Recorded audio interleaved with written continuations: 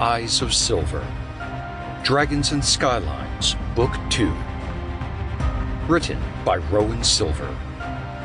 Narrated by James Scott Spaid.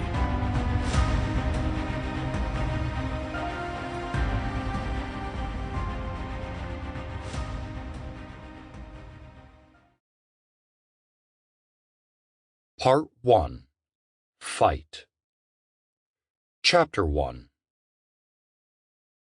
Pret's talons pounded against wet dirt, twigs and leaves crackling beneath his paws as he darted through the woods. The hatchling's heart pounded in his chest, his wings fluttering as wind streaked past the silver feathers on his snout. The scent of prey was right before his nose, the gray-brown hide of a deer peeking out between the tree trunks. "After it!" another dragon's voice squealed. "It's going to escape!" Pret yelped as his cousin accidentally slammed into his side, her golden wings suddenly entangled with his as she knocked him away in her rush. He panted as he pulled himself free, watching as Grith overtook him.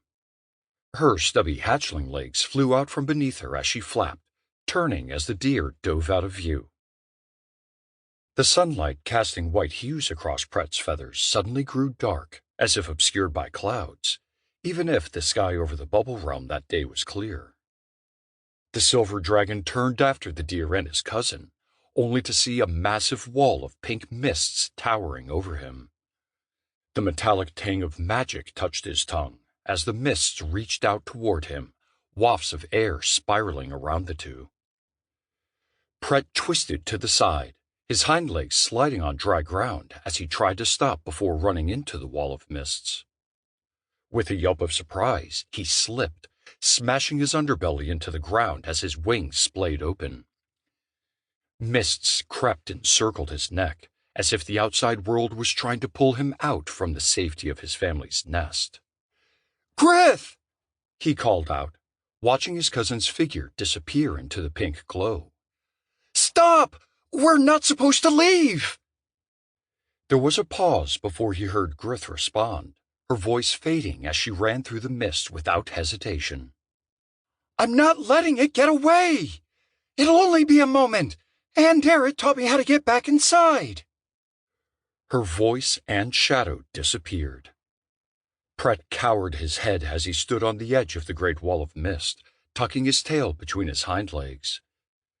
The two hatchlings had been told never to leave their bubble realms without their parents. Bubble realms were what kept dragons safe.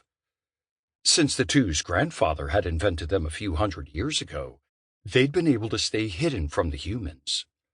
Small pockets of magically created extra-dimensional space, giving them little pieces of territory, hunting grounds, and a home humans couldn't enter.